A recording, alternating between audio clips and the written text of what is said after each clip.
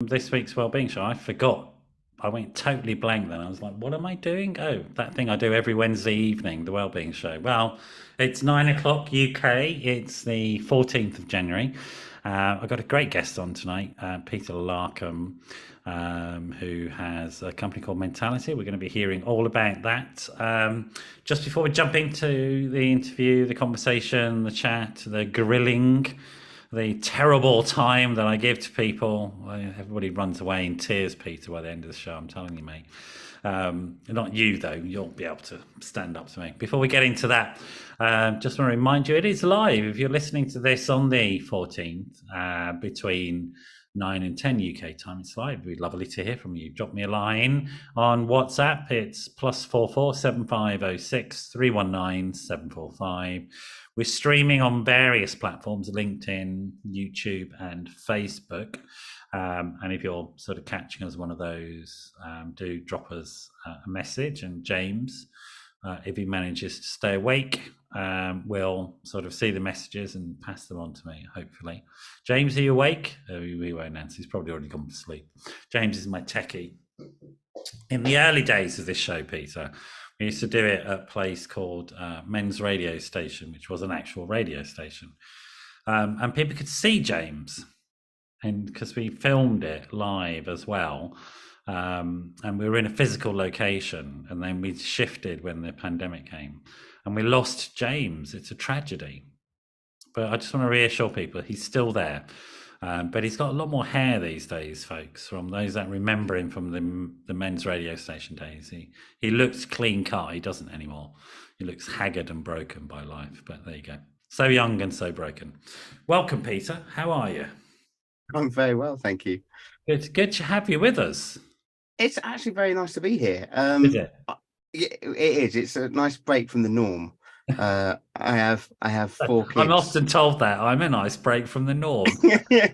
I have 4 kids that we've just been through the whole bedtime chaos. Have you? With and yeah, so this is difficult to get into bed then. Do they have to work hard to get daddy to sleep?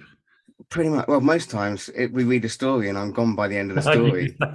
Is the reality? It's when your kid elbows you in the ribs because you're snoring too loud instead of reading the book. That's what I normally get. That's about right. I think that's the truth. I never have the energy. But welcome. Where are you anyway? Where's you somewhere in outer Mongolia? I think, isn't it? I could literally be anywhere in the world. I am in Winchester, Hampshire.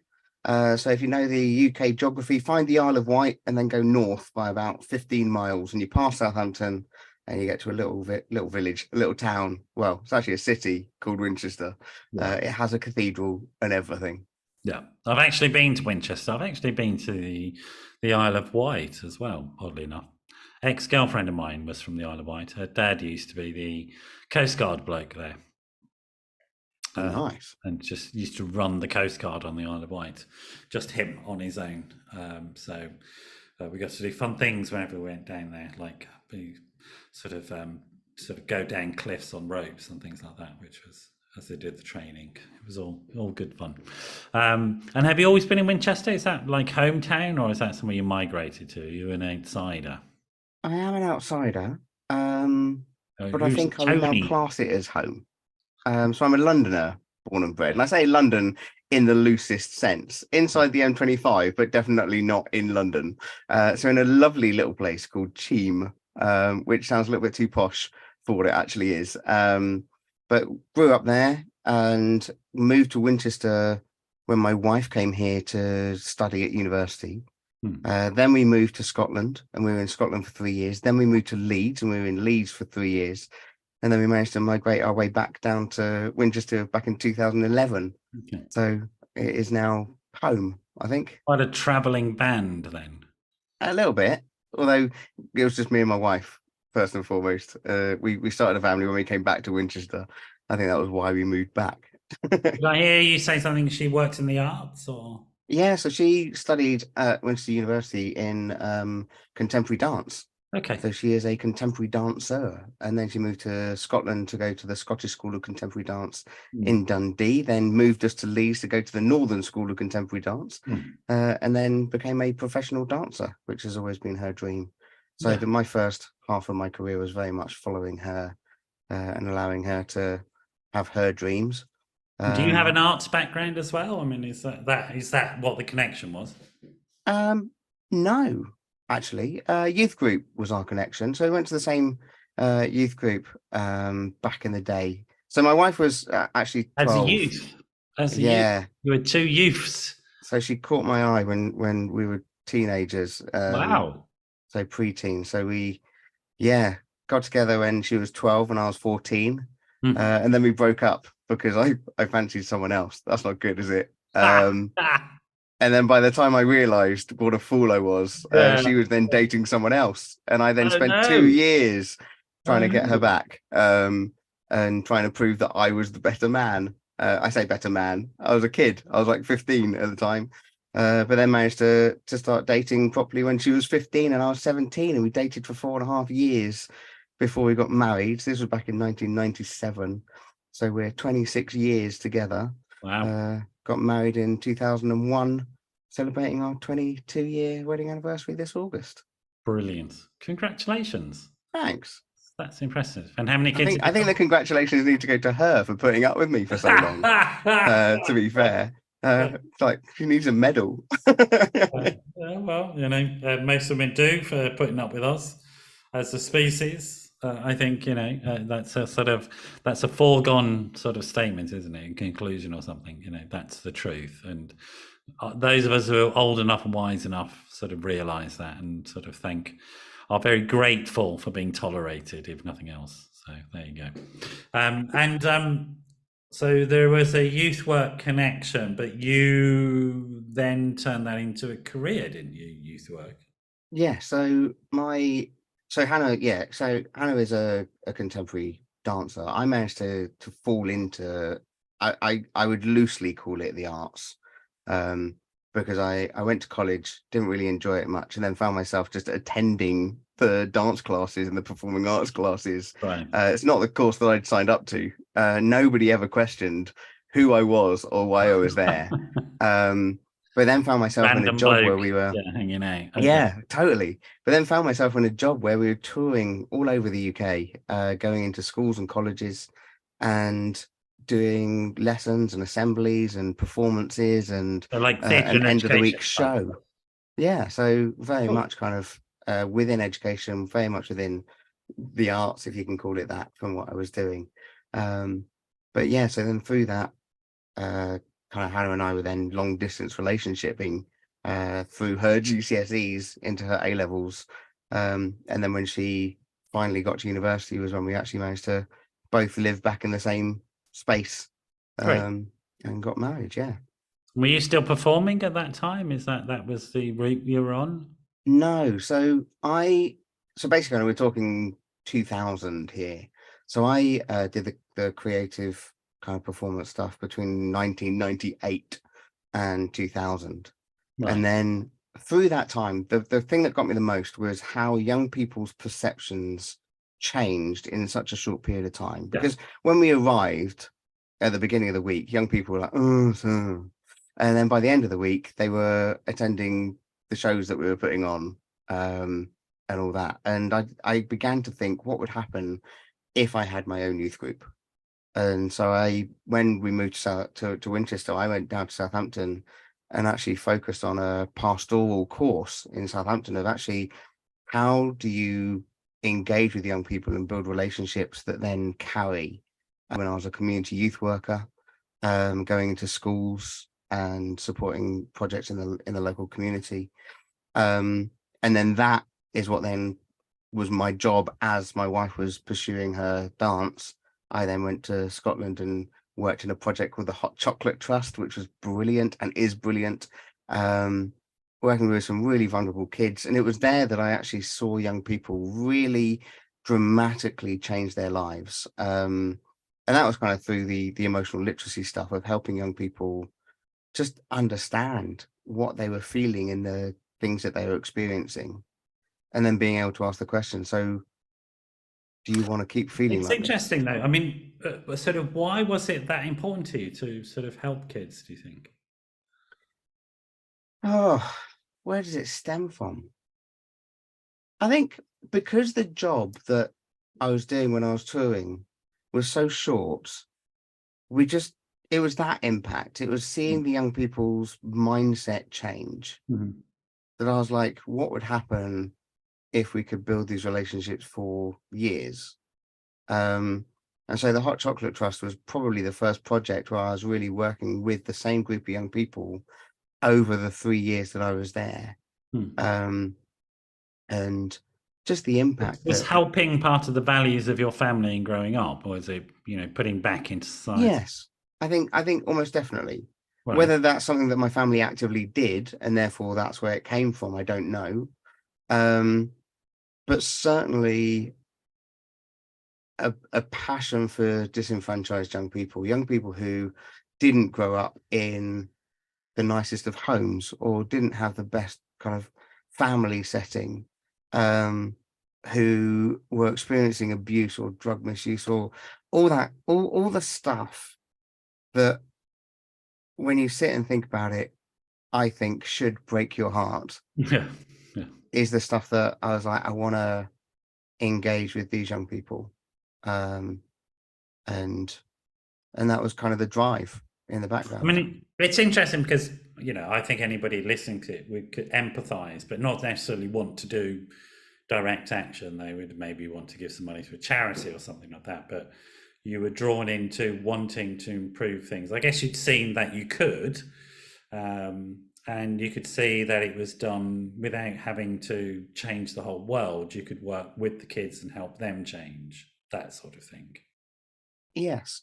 And I think young people, this is going to sound so twee and I hate it, but go be twee. Go on, take the risk. Jump into that tweeness.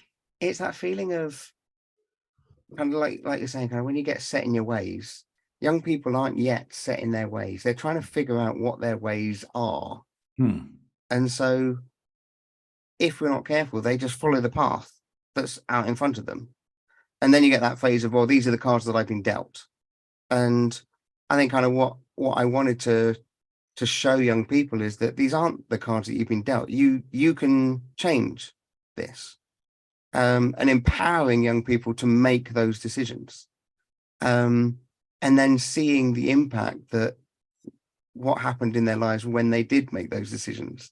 And it's that I think is something that we miss within our young people, is that they are, I believe anyway, that they are longing for people to look up to. Yeah. And longing for, I agree. Yeah. for people to stand against what they see as corrupt and unjust and all that kind of stuff and say, you can make a difference.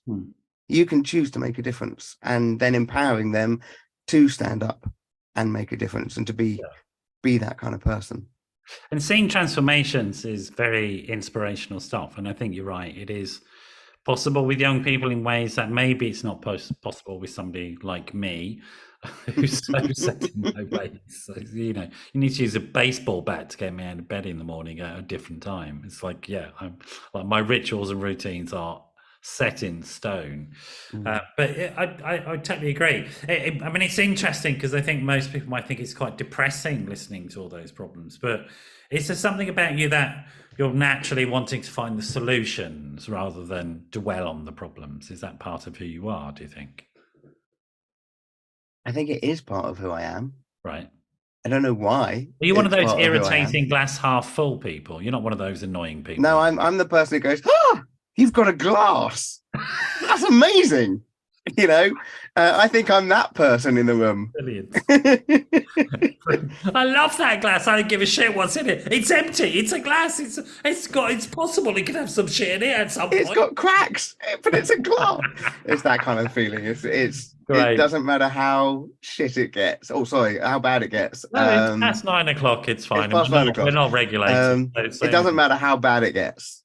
There's always that kind of glimmer of possibility. I think that's what I bring to the table, is that there is always hope. I think that's very much a very deep belief that I My have. experience is hope is core to transformation. I actually want to write about transformation. It's a subject I'm fascinated by, and totally sort of bedazzled by. I'm like a little magpie. Anytime I come across it, I want to collect it. And in my training, there was a bloke there who wrote a book that became quite well known in my field, and a whole chapter on transformations and sort of how that happens. I'm really But interested.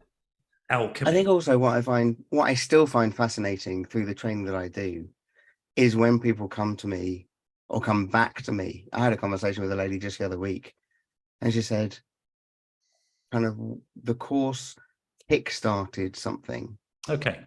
And it then almost was it began to ricochet, and I found myself talking to other people who then bounced it back again, and then somebody else bounced it back again. And the way they phrased it was, it's almost like someone or something is trying to wake me up to this. And I think that's what I love about what I do. Yeah. So you were in youth work, working with troubled young people, marginalised young people at risk, as they say, at risk of various things, not getting into education, employment, training, and diversion. Sort of, I'm just going to ask a question. It's not really the field you're in anymore, but what do you think about the field now? Because there's often talk about it not existing or having been destroyed, and I mean, you know, that's absolute tragedy, because I've done tons of youth work myself. But have you got thoughts on what's going on at the moment? I think as okay, I'm trying to figure out what I actually think here. In our local centre, so in Winchester, the majority of face-to-face youth work has collapsed due to lack of funding. The engagement of young people has pulled away because of social media. Young people's ability to have conversations with one another is beginning to get lost.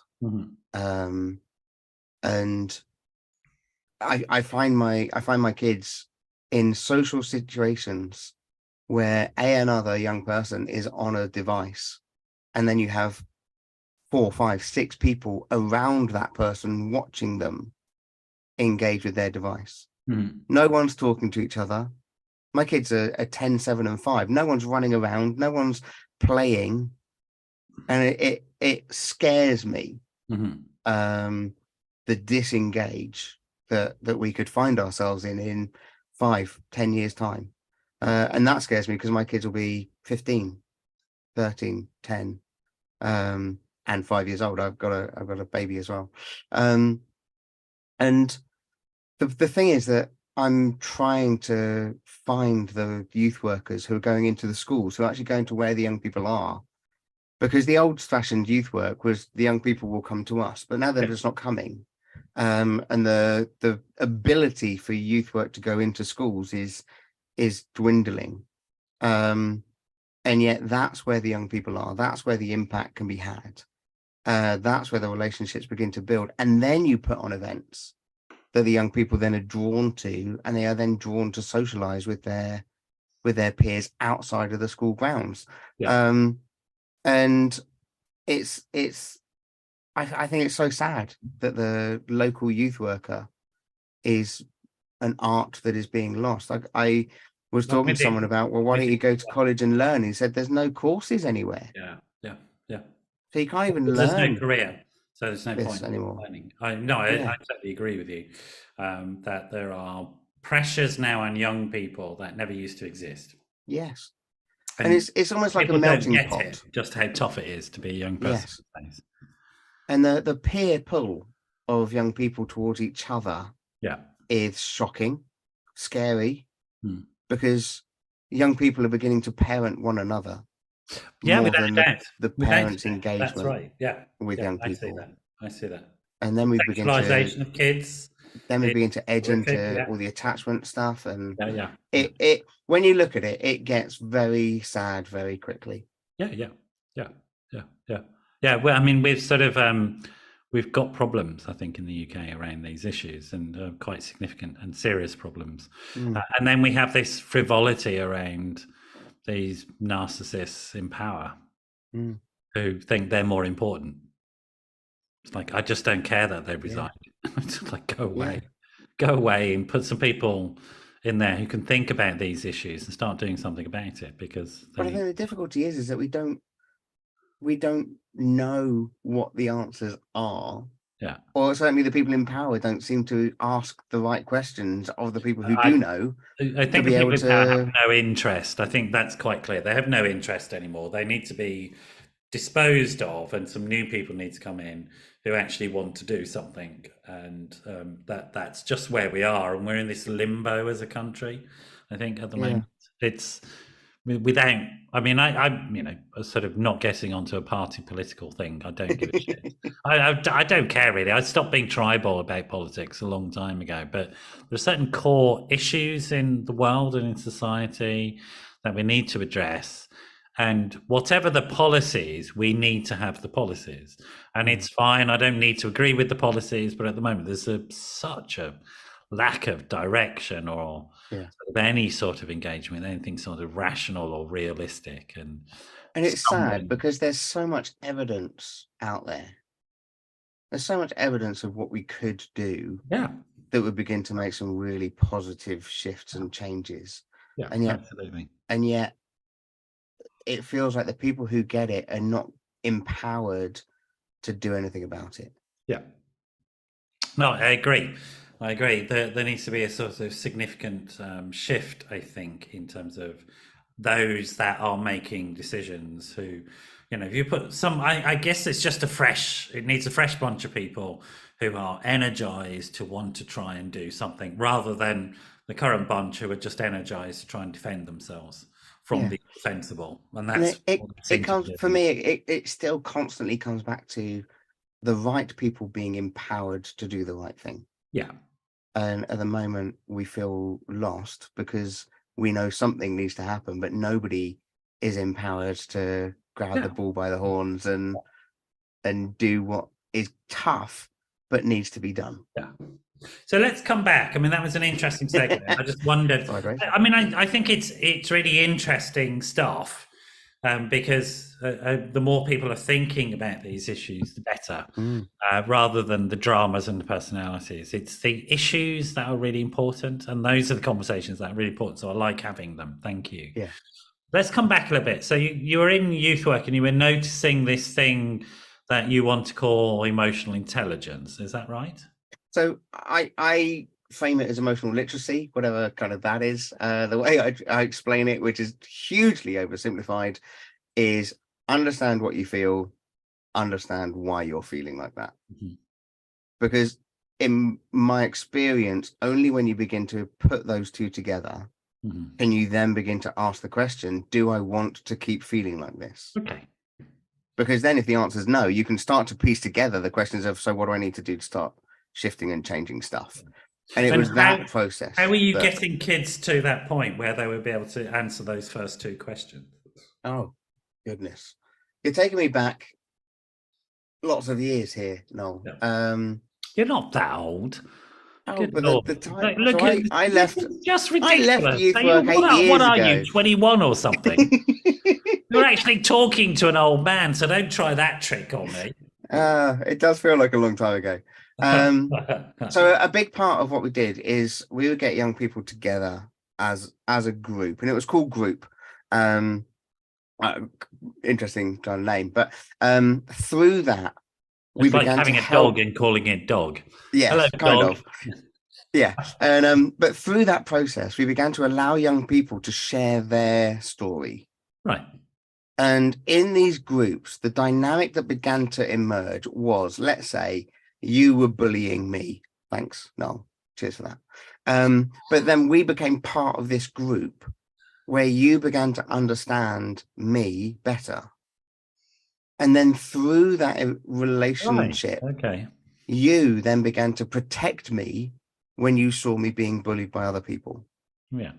And so the group dynamic became a real kind of hub, a real hive of emotional vulnerability, of honesty, of support.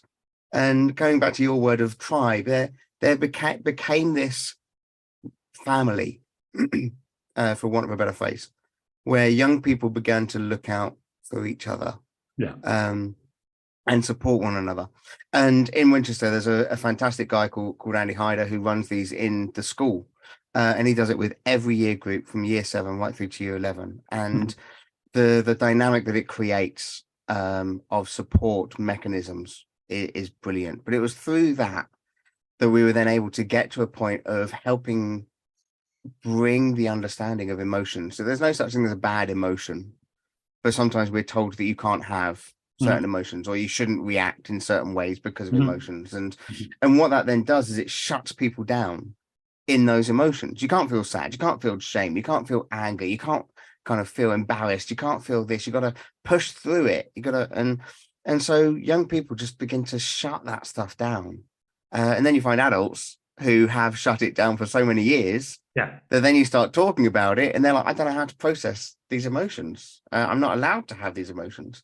And so it just kind of ripples through generations. And so I still find myself in front of executives and directors seeing these ripples still play out. Because they believe that the emotions they're experiencing shouldn't be expressed. Which from an emotional literacy side of things is hugely dangerous and crippling for lots of people in lots of ways. So that was kind of the real drive, was helping young people have language around the emotions they're experiencing, so as they could start to help verbalize. There seems to be a theme. I'm going to interrupt because I would say something like this from what you're saying, that the ability to understand, process, and share emotional material, you can't be in a group. It's not possible, because that's the fundamental basis of a group, or a healthy functioning group, if you like, a group that can then go on to do stuff. And groups can do more than the sum of the parts. I mean, that's the magic of groups, that once they're working, they can achieve extraordinary things. And without that capacity to be in healthy groups, you're done for in life. You know, you just don't have the ability to progress, because being part of healthy functioning, productive is another word, groups, is the fundamental skill that we need in life to be able to succeed in anywhere at all, right? Yes. And I think where that's pulled me to is therefore trying to understand in a whole mental health arena of, so what does positive mental health, or kind of a positive mental health strategy, or what does that look like? So hang on. Right. So that's kind of a big jump, but that's kind confused. You've just confused. Surely mental health means going to see a doctor because you're really depressed, right? Isn't that mental health? Well, that's where we are at the moment. Sure. Right. Yeah. Let's talk about that, because I mean, the conversation has moved massively. I mean, so I don't know if we've got there yet in the conversation, but so I became a mental health trainer in 2009, way before mental health was ever a cool thing to talk about.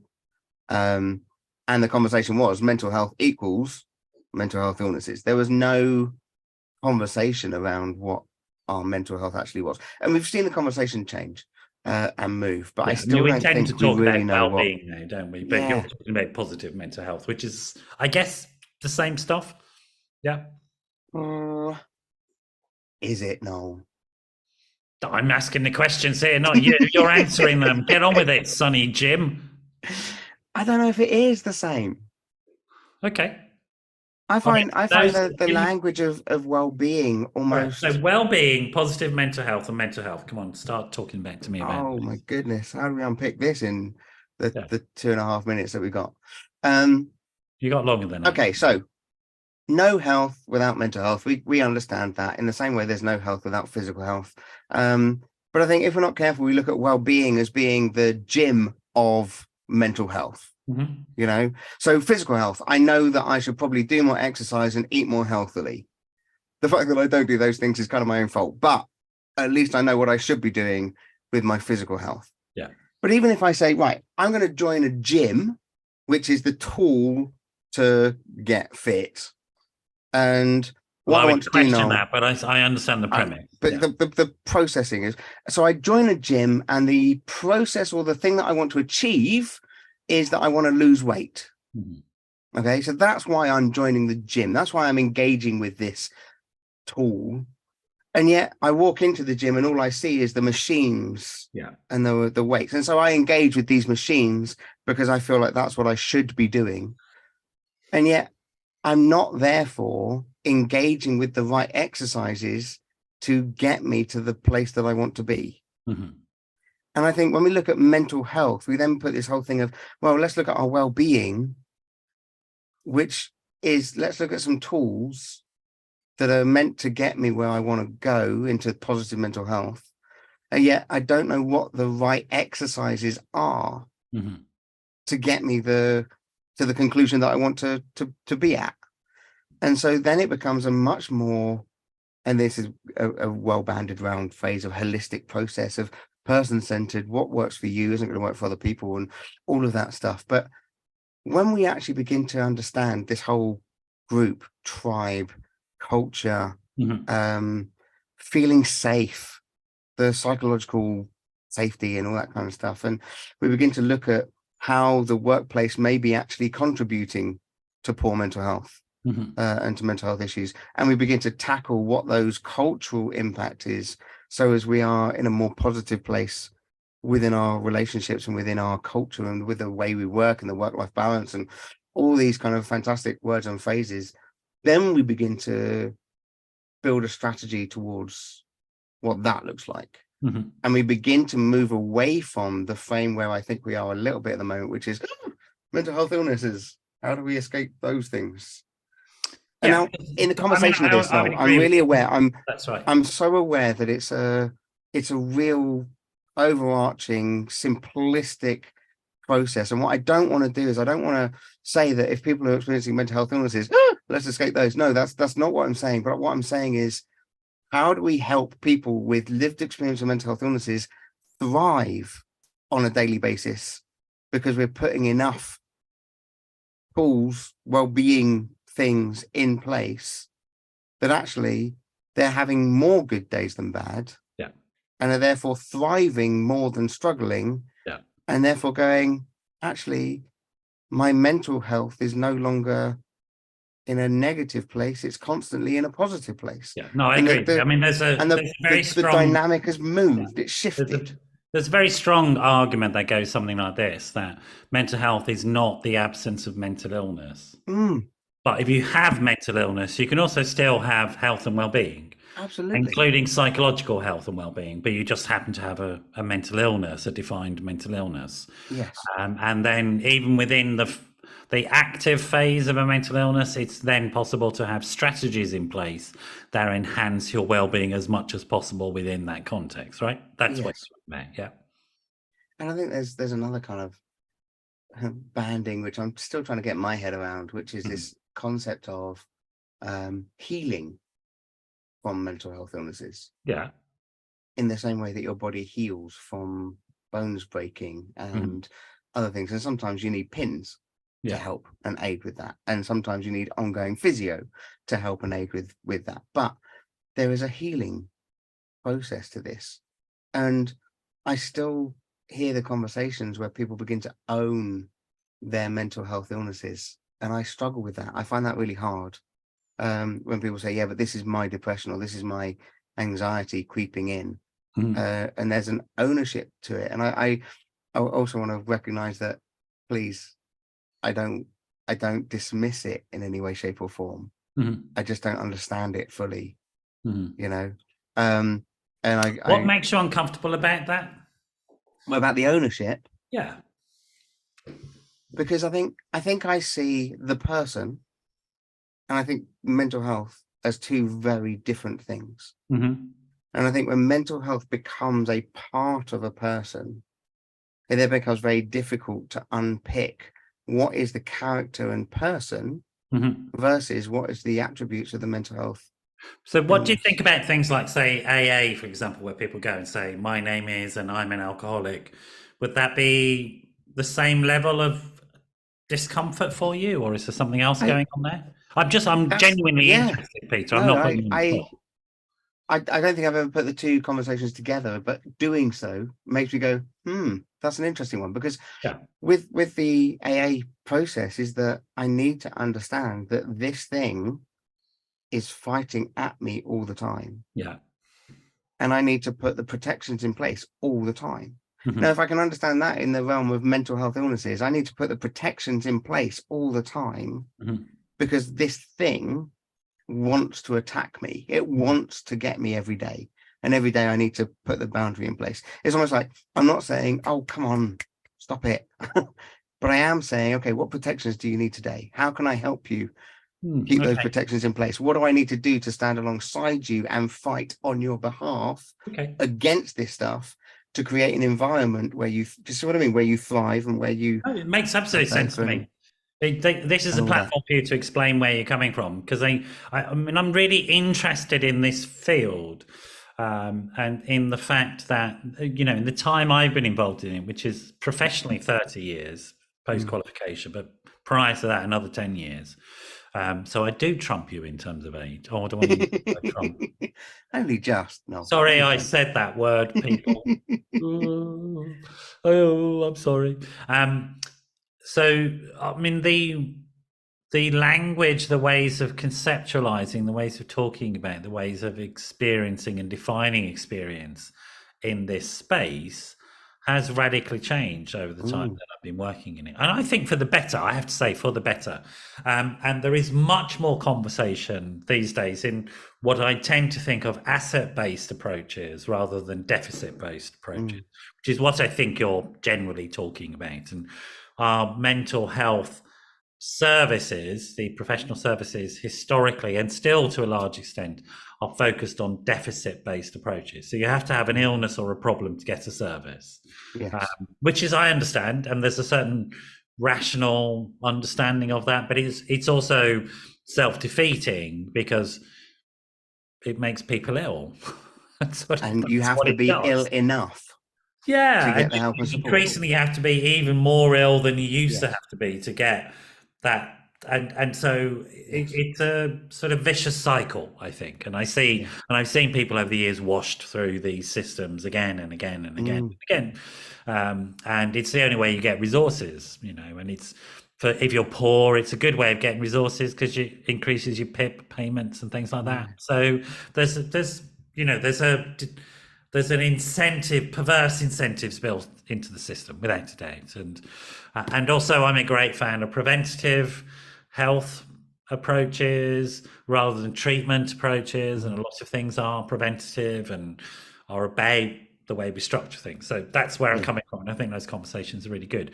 But it's always important to have this conversation about how do we talk about this stuff. And what you're doing, to me, what it seems to me you're doing is talking about it, but trying to also be sensitive to people with lived experience, and yet another person coming along and saying you should feel this about it, rather. And it seems that you're trying to avoid doing that, which I think is very respectful. So I understand your tentative way of dealing with it, but nevertheless, it is a really important conversation. I want to go back a little bit. So you're noticing in groups with kids and young people, and you'll notice this literacy issues, and you're noticing the empathy and the transformations and changes that grow. What was the next step for you career-wise in terms of you're running these youth groups, but what was the next bit of your development? So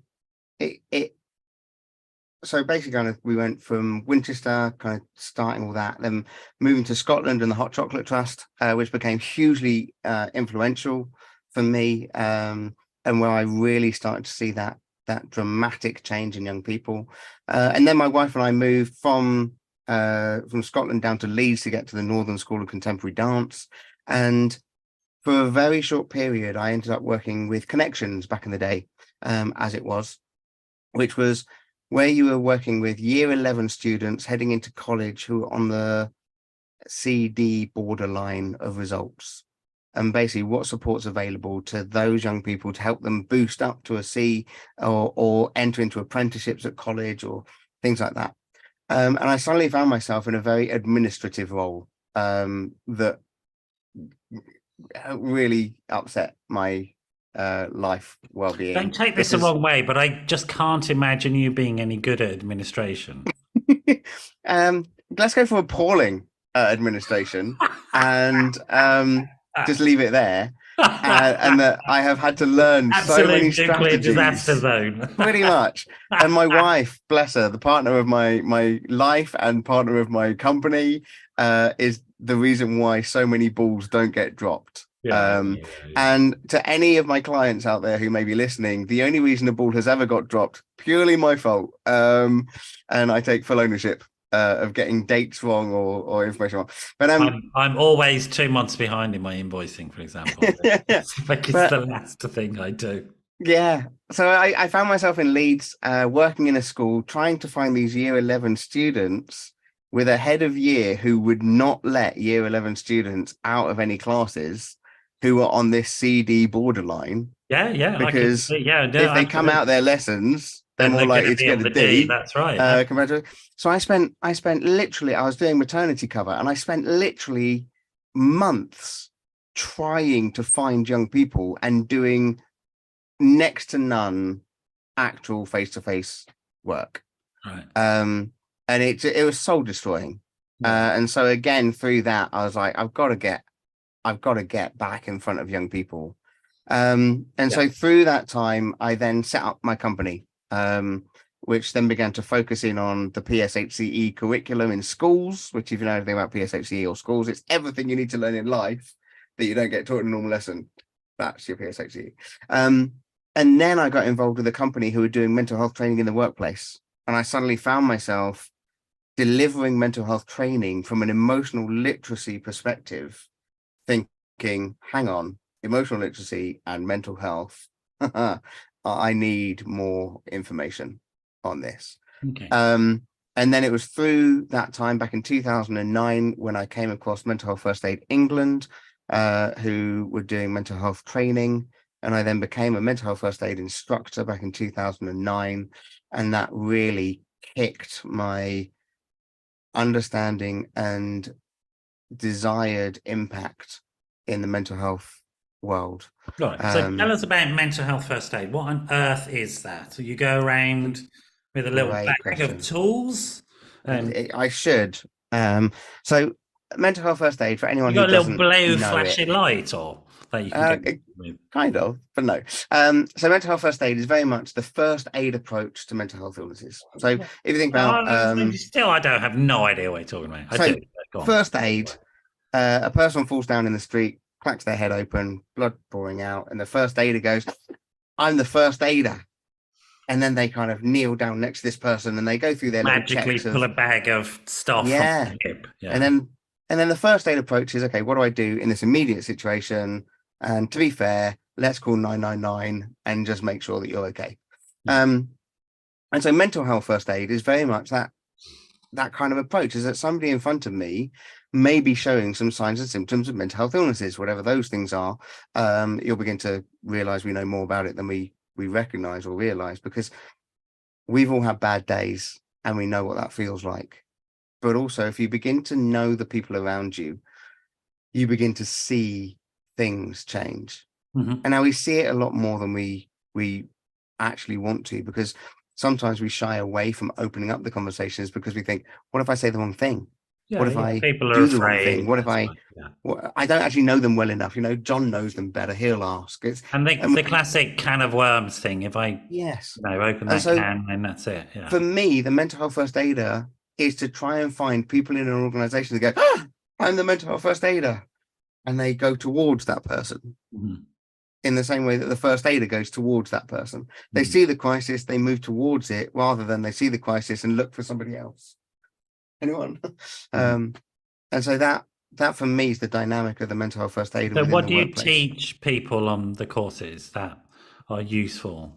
So we cover, so the way I introduce the mental health first aid course is with a health warning, because it's 2 days. And in this 2 days, we're going to cover anxiety, depression, schizophrenia, bipolar, self-harm, eating disorders, and suicide. Yeah, that's cheery. It's a happy course. Cheery stuff. Yeah. That's nice. Yeah. And that's it's like very my much normal working day for me, by the way. Yeah. And so it's very much about giving people the skills to notice it and then where to signpost to. I think that's the main thing, is that they're not the professional. They're not the person to diagnose. They're the person who goes, have you talked to somebody about this? Have you actually got any help? Are you seeing someone? Have you been to the doctor? Did you know that this could be a vitamin D deficiency and not depression? Because have you been to the doctor and talked to someone about it? Have you? And again, coming back to that, let's take all the stigmas and discriminations away from this conversation and empower people to have the confidence to talk about it much more readily. Yeah, that makes sense. So you give people what I want to do. Tools and skills, which is knowledge and education and sort of basic sort of conversation skills, I guess, active listening skills and all those kind of things. And then where the resources are and where you should signpost people. Yes. Yeah. And a lot of people do it in their workplace. So then it's about, in your workplace, what does your work have available? Not just for you as the mental health first aider who's supporting someone, but for the person that you're trying to support. Yeah.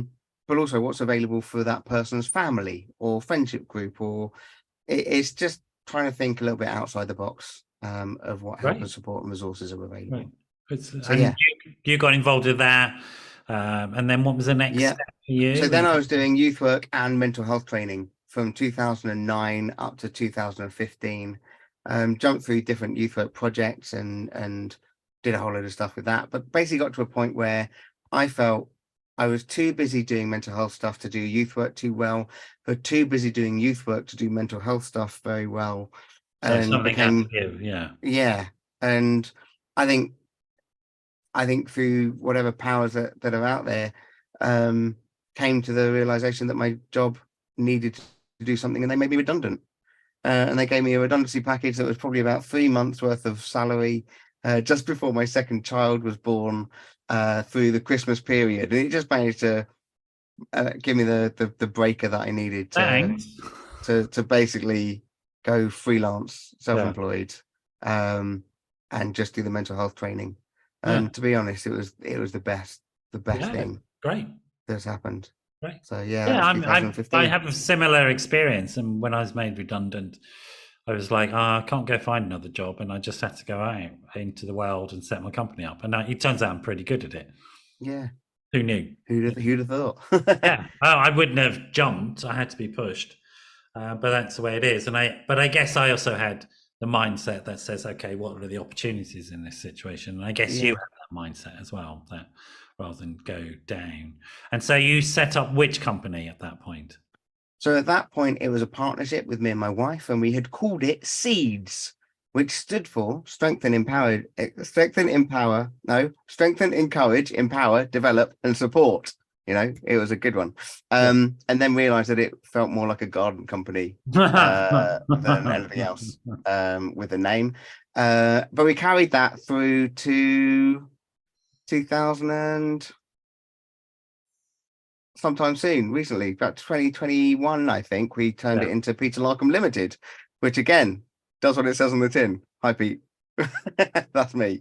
And we were toying with all different kinds of names around what we were going to change it to, and people were like, "But Pete, you sell you are the thing that people are buying." And although I would love to have other trainers that work alongside me, I don't at this time, and if that were to change, then great. But at the moment, it's very much the work that I do, going into companies and exploring culture and positive mental health and all that kind of stuff. So tell me about the disconnect between emotional literacy and mental health, and whether you found a way of bridging those things, because I think those two things are really interesting concepts. I mean, it would seem to most people, surely they go together, but I know what you mean. They don't necessarily at all. And in fact, much mental health has no emotional literacy whatsoever. Like go to speak to a psychiatrist on a ward, right? Seriously, but folks. Yeah. So excuse me. So I think the dynamic for me in the courses that I deliver is, yes, I'm there to deliver the product of mental health first aid, but I take it very much from the person sat in the room perspective. So I have lots of people who come thinking, oh, I'm going to learn how to look after people. And very regularly people come to me and say, I've learned more about myself in this course and what I need to do to look after myself than I ever thought I would. And so there is still that understanding what you feel, understanding why you feel like it, kind of conversation going on in the background of everything I do without even realizing that it's happening a lot of the time. Because it constantly comes back with, if you want to support someone with their mental health, you need to make sure your mental health is in a good place. Yeah. And then the question comes down, is mental health contagious? Yes, no, yes, no, yes, no. And it's not, but if you spend a lot of time with someone who's really struggling with their mental health, it is going to have an impact on you. Personality adaptation is a fairly standard understanding. And so you can't, here it's got a lady who is helping a friend abseil down a cliff. And the idea behind it is, if she's not plugged into something, if she's not attached to the wall, the likelihood of her actually getting pulled over is really quite high. Yeah. And if we're supporting people with mental health illnesses, but we don't know what our support networks are and how to keep ourselves in a healthy place, the likelihood of us experiencing mental health struggles is really quite high. Yeah. And so a lot of it is around, if we are people who want to take on this role, then we've got to become much more aware of our emotional conversation and what we've got going on. Sure. So as we become stronger at actually saying no. I think I know what your answer is going to be to this, but what do you think about the whole movement around mental fitness, which was something that the Royals brought up through Heads Together and stuff like that? What's your view on that sort of approach to it?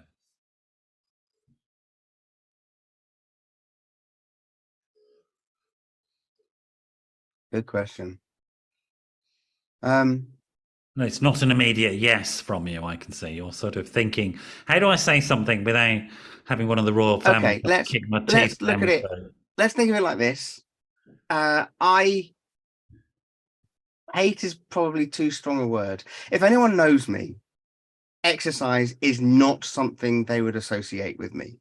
No, like administration. Yeah, basically chalk and cheese. Basically just not. It doesn't. I don't enjoy it. I don't. When somebody says, "Oh, let's go for a run," my answer is no. Quite frankly, if somebody says, "Hey, Pete, do you want to get coffee and cake?" Your answer is something slightly more blue than that. Yeah, let's go for coffee and cake. Yes, okay, let's do that. And so, in my head, as soon as you say mental fitness, there's a struggle to achieve it. Okay. There's a, I've got to force myself to do this. I've got to, and there's something which for me is a real uphill struggle. And what I'm trying to do is, rather than have positive mental health is up here and we're on a slippery slope towards mental health illnesses, is what if it was the other way around and it was a slippery slope towards positive mental health? What does that look like? Oh my gosh, I want to go there. Let's get there quicker. Yeah, I mean, that's part of a broader conversation about how we've made health look unhealthy. Yes. And difficult to achieve. We have. I mean, it really is. Let's go for mental fitness. I'm never going to get there. Okay. Because I'd rather sit on a couch and eat cake. Yeah. I'm interested as well, because we are getting towards the end of the show. So told you it would get there. We would get there. So tell me about positive mental health, what you mean by that. Oh, wow. I think through this whole conversation, I think what I've been trying to convey is that I'm a culture shifter. I never think I've labeled myself like that. I like to see. I actually thought you were going to say something else, and I thought I'd better cut him off if he goes in that direction. But so a big part for me is that, yes, okay, mental health first aid is a part. Yeah. but it's certainly not the end result. Mm-hmm. Companies are too quick at going, all right, let's find what we need to do and tick that box. That type of language frustrates me. Yeah. Because it's not taking the conversation seriously enough. Yeah. Is that if you're serious about positive mental health and what positive mental health looks like, it's a cultural shift. It's an absolute dynamic from the top CEOs and executives of the company to the new intern coming in fresh from university. It's looking at how the culture of the organization becomes a place to thrive, not somewhere where people are simply surviving from day by day by day by day by day to the weekend. Yeah. And that means that we need to begin to change the language. We need to change the provision. We need to look at what is pulling us down and find the remedy to begin to pull us up. We need to find the work-life balance that works and doesn't increase presenteeism and doesn't increase leavism and doesn't increase sickness absence and doesn't increase staff turnover, which is what we are fighting against at the moment. Mm-hmm. I get passionate about this stuff now. And then if a company comes to me and says, Pete, we want to see the culture of mental health in this workplace change. Yeah. I'm on board. Okay. So it's about looking at that whole system approach. For an individual, if an individual is trying to understand in practical terms what positive mental health is, what sort of words would you give them that they can orient towards? I like the language of thriving. Okay. In life. Right. You know? Yeah. And what does that look like? Because it's going to look differently for every single person you ask. Absolutely.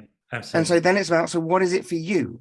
Yeah. And it's not actually, I want to get paid and do nothing, because productivity in itself produces positive mental health. Yeah, absolutely. You know? Yeah. Getting up, getting out, meeting people, engage with the workplace is actually a huge tool for positive mental health if we can make it a place where people thrive. Yeah.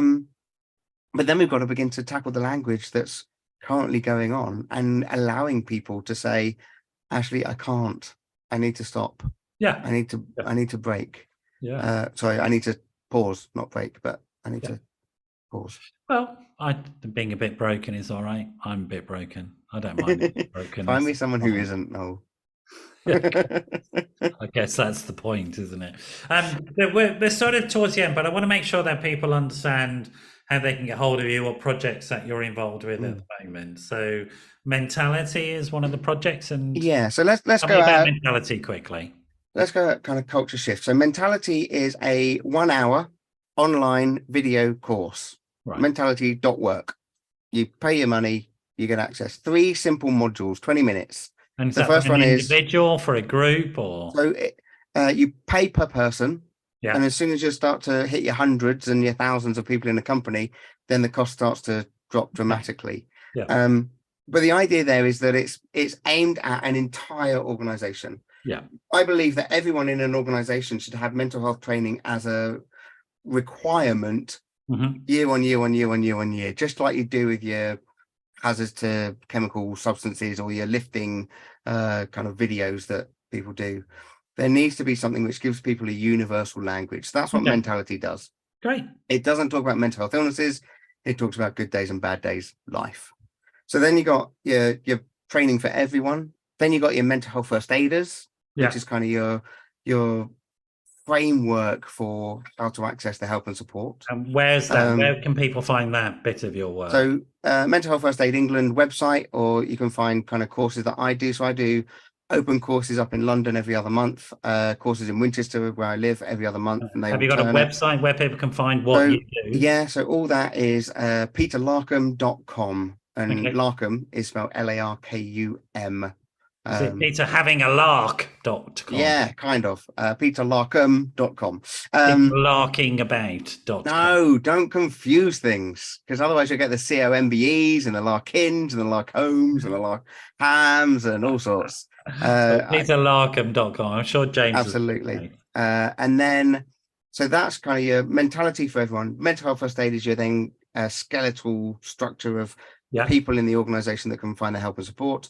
Yeah. We've just launched a brand new managers course, which is all about skills to build a healthy and inclusive well-being culture. So this is very much about the manager and their role to create a culture within their team that is able to focus on this positive. What does positive mental health look like? Yeah, exactly. Then we're currently developing a C-suite training for your top senior executives. Yeah. And the idea behind that is that they need to start having the right language to shift it through the organization. Great. So what we're then trying to do is we're trying to hit multiple layers within an organization to see that cultural shift. Great. Awesome. Thanks. We have to leave it there. You stay there. We're right at the end of the show. It's been fantastic to have you on, Peter. You stay here. Folks, that's it. We're done for this week. We've got another guest next week. Got no idea who it is because I never have any idea who it is, but it'll be somebody brilliant because it always is. But really look forward to seeing you all again next week. Thanks, Peter, for being with us. And I hope you all have a great week in between now and whatever the 21st of June, is it? 7 days? 21? 14 plus 7, 21? Is that right? That's 21st of June. See you all then. Take care. Good night.